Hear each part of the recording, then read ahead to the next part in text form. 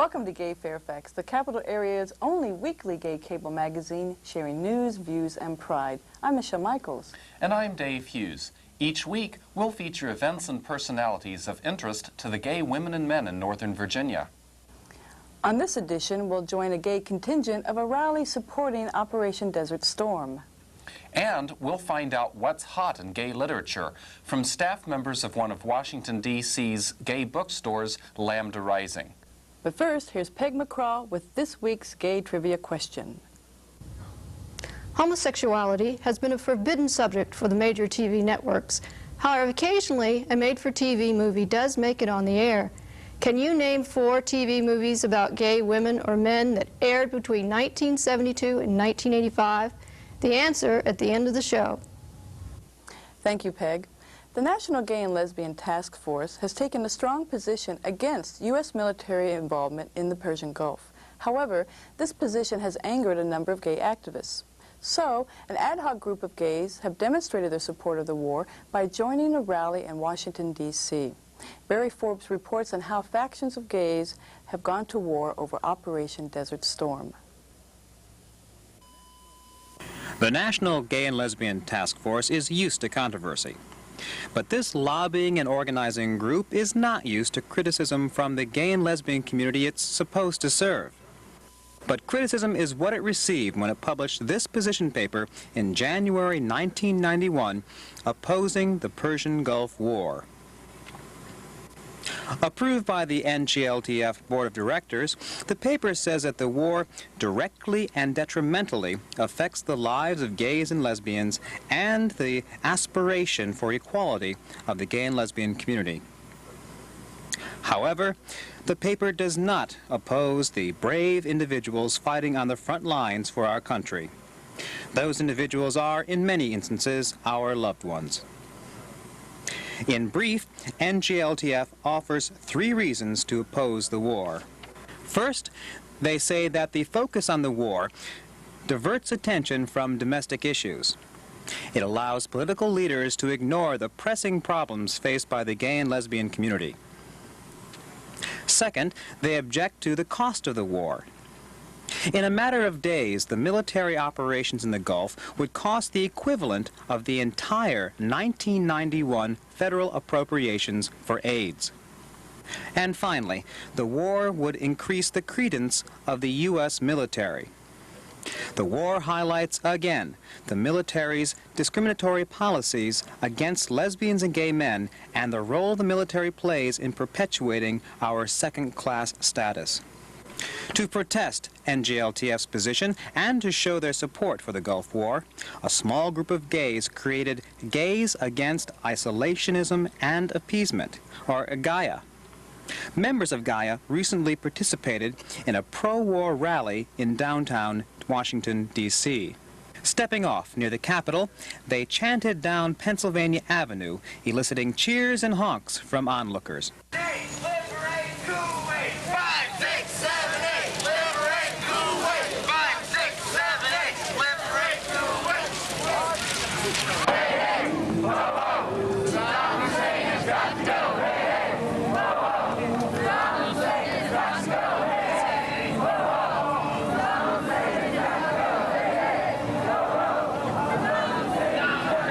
Although the organizers of the entire rally anticipated 3,000 demonstrators, only 200 to 300 marchers braved the bitter cold on Saturday, February 16th. Rallying on the ellipse, the small contingent of gay men showed off their placards and joined the crowd in cheering on the speakers. Although one speaker was gay, Leonard Green was neither identified as such, nor did he make any references to gay support of the Persian Gulf War. I have a column in Capital Spotlight entitled Gayocentricity, and I wrote something on support the troops in the Middle East, and I was selected because of the column. I'm going to talk about support that we need to give to the United States troops in the Middle East. Now we have Leonard Green. Leonard is a resident of D.C., and he is a columnist for the Capital Spotlight, a black newspaper published within the district.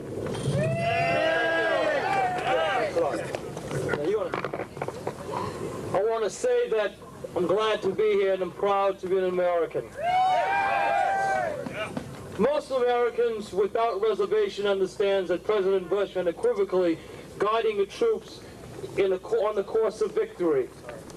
Operation Desert Shield is an overwhelming testimony that if we do not support the military forces in the Persian Gulf, our very existence is at risk. The President understands that the United States bears a major share of the leadership role in the region. We must embrace the concept of a free society through aggression when necessary. Our support of our friends around the world allow us to smile another day. That is why we must remain firm in our commitment to our troops in the region where conflicts breathe instability. Our values shall not change with the wind because a few unpatriotic Americans fail to support or to back the policies of this administration. Remember, 84% of the American people support the President's decision to send troops to the region. Congress debated whether to stand behind George Bush, but you, the citizens of this great superpower, allowed your representatives to accept their responsibility, to rally around him. Because Congress understood the people's cry for a patriotic stand, many of us were ready to serve our great country. Thousands upon thousands of Americans accepted the reality that Operation Desert Shield would be elevated to a war, and we were ready to serve. We agreed that Kuwait aggression was brutal and illegal, and therefore Iraq must leave Kuwait by force if necessary. Each one of you should pat another American on the back because we are here supporting our loved ones in a foreign land. It is our diversity that influences this nation to carry our responsibility and commitment to our outstanding young people in the Middle East. Thank you very much. The Persian Gulf War, applauded by some gay men and women, and opposed by others. Still, the war brought out once again the tremendous diversity of thought and conviction within our own gay community. For Gay Fairfax, I'm Barry Forbes.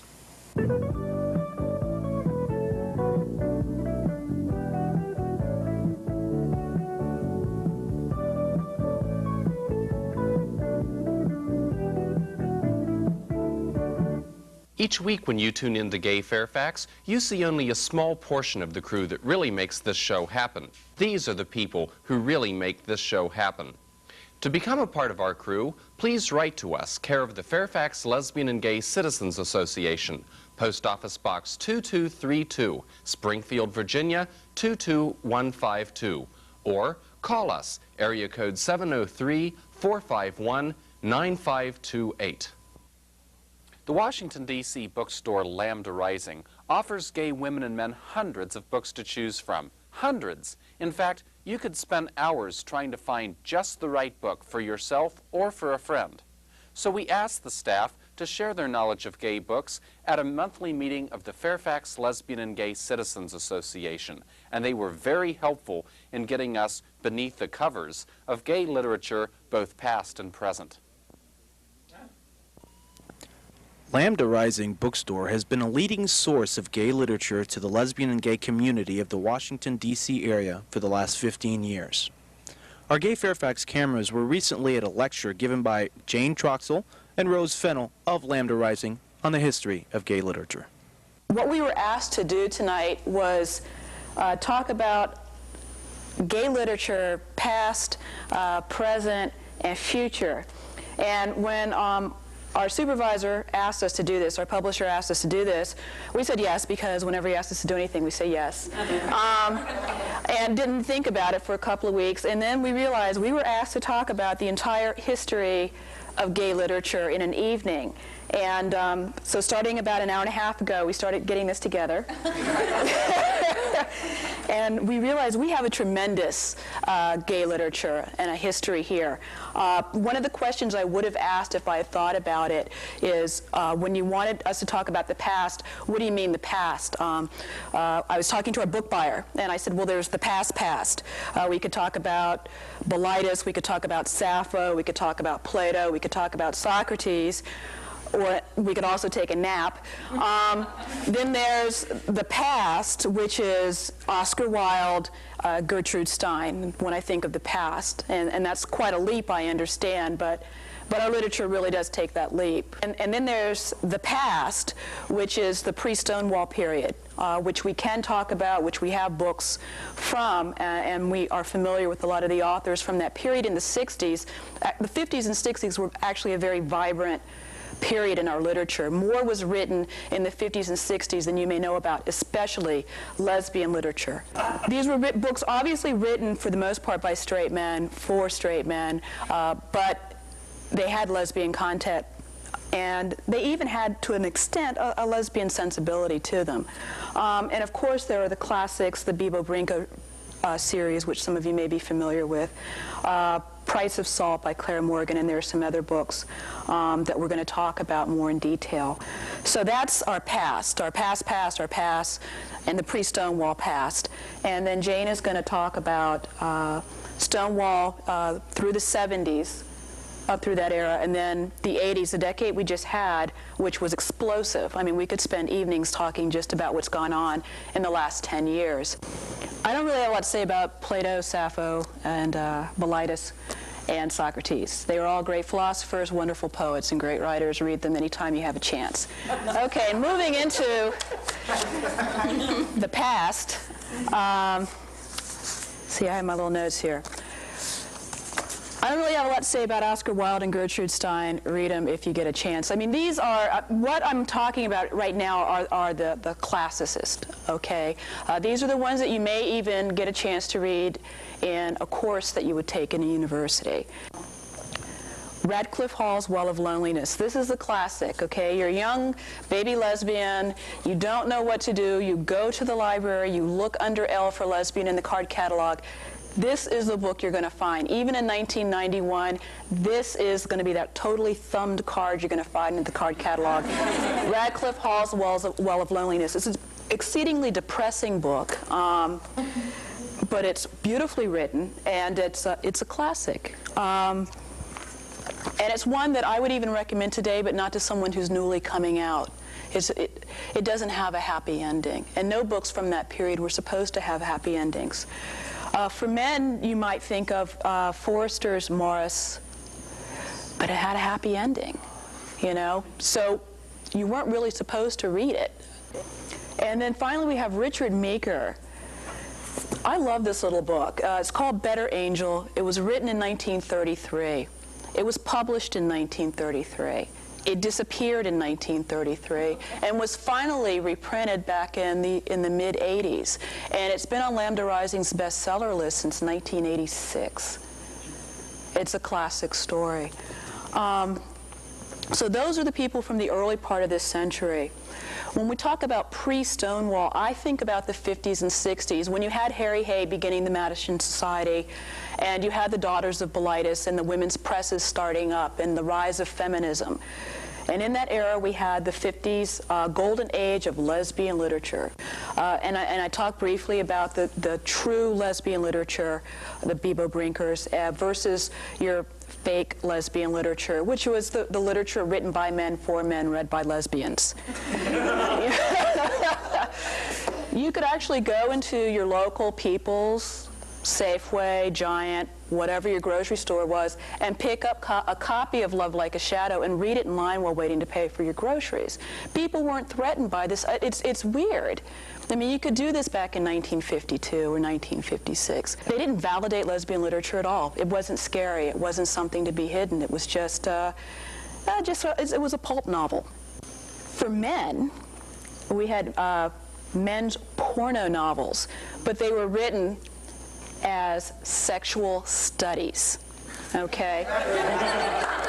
Here we have sex Outcast by James Rogers, The Homosexual Mystique. And I had about 4 or 5 other books I wanted to bring with me, but the box was getting very full. And they all had these long, pedantic titles on the history of male homosexuality and blah, blah, blah. And you read it, and people are grabbing parts and pulling things and lying in positions and built this way and pecs out to the yin-yang. And it's a sex book.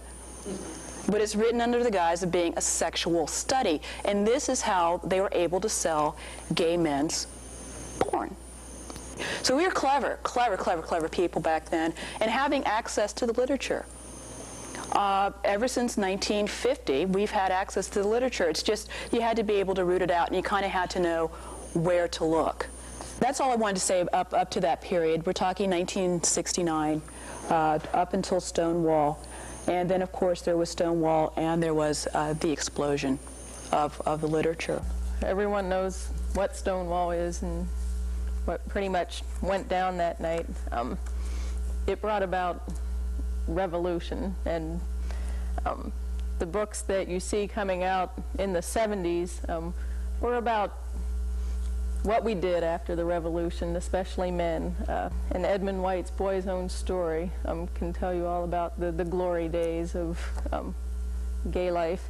While the men were into that, the women were re-examining patriarchy in the very ways that they lived. The women's movement changed lesbian literature in ways that can't be overvalued. The big breakthrough book was Rita Mae Brown's Ruby Fruit Jungle. I would recommend that book to anyone who's just learning about gay and lesbian literature and really wants something fun to read, something that's reaffirming. And that's a lot of what gay and lesbian literature is about, is just reaffirming, saying that we are valuable people. It's only been very recently that we've had writers who are saying that we are good people. Of course, the AIDS crisis started in the early 80s, and there was a lot of homophobic backlash during that time.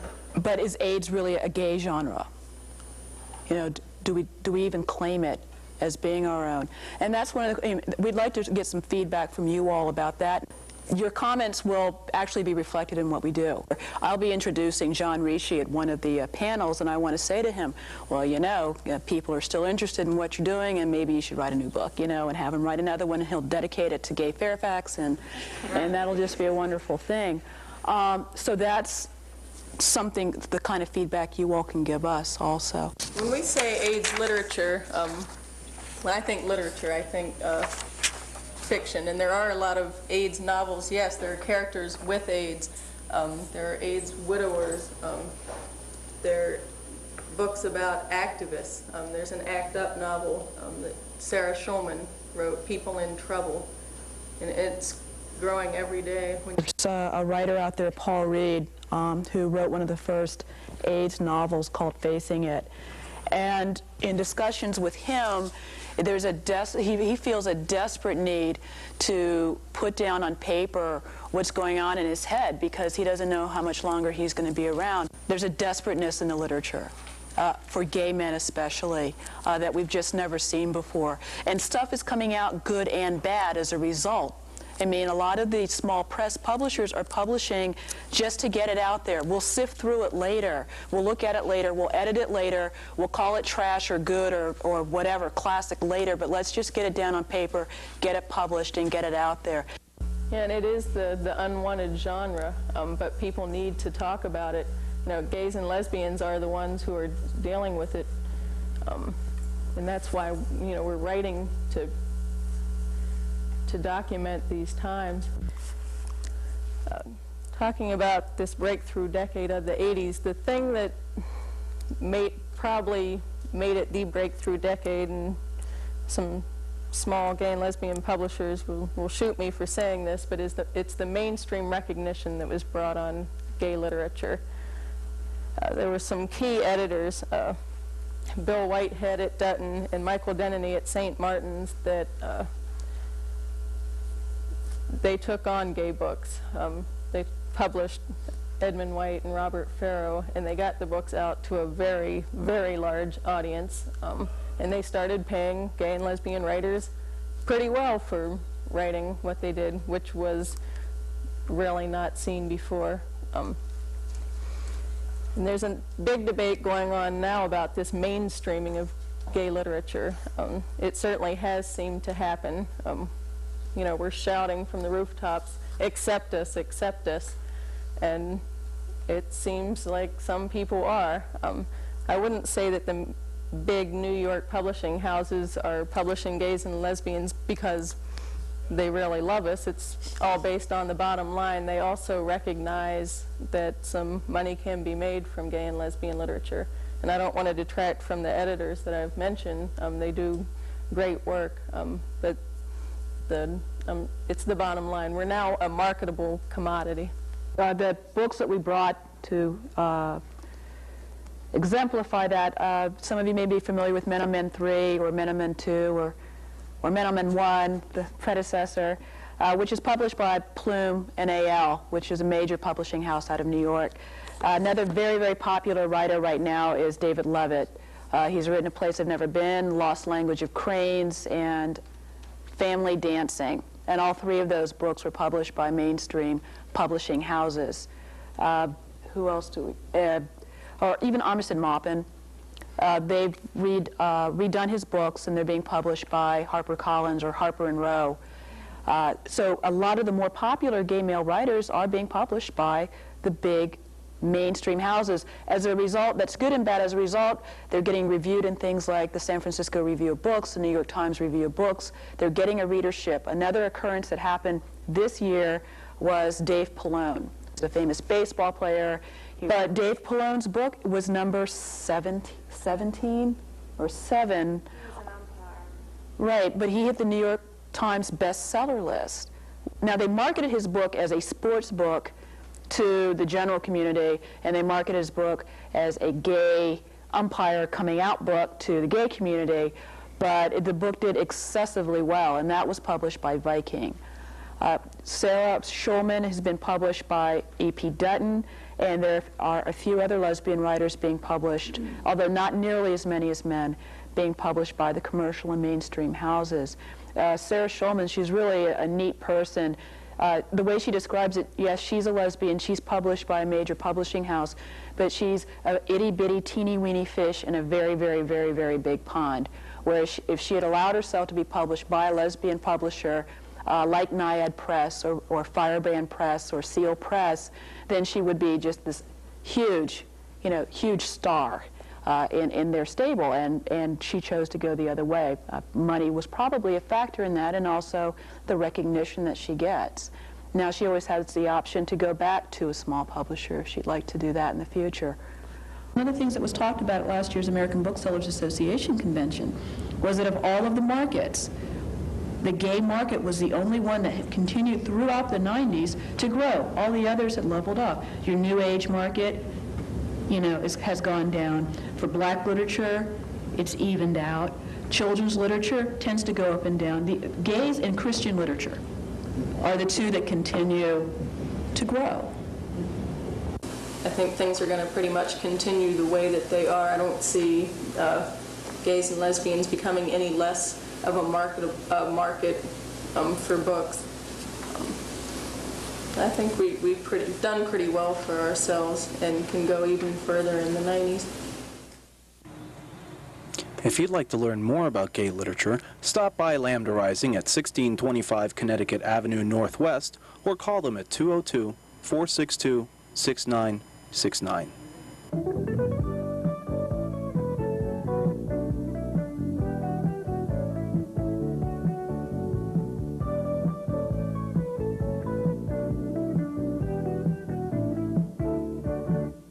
Well, how did you do with this week's gay trivia question? Here's Peg with the answer.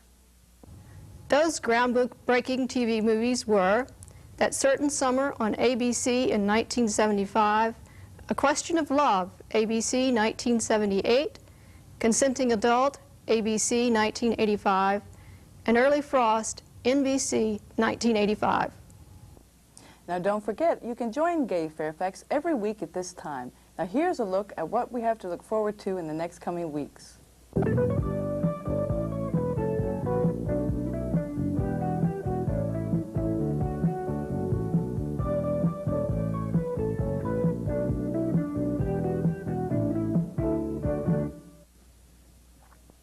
That wraps up this edition of Gay Fairfax. We'll close today's show with the DC Feminist Chorus, performing at the 1990 Gay Pride Day Festival in Washington, D.C. For Gay Fairfax, I'm Dave Hughes. And I'm Michelle Michaels. Thank you for joining us. And remember to keep the pride alive.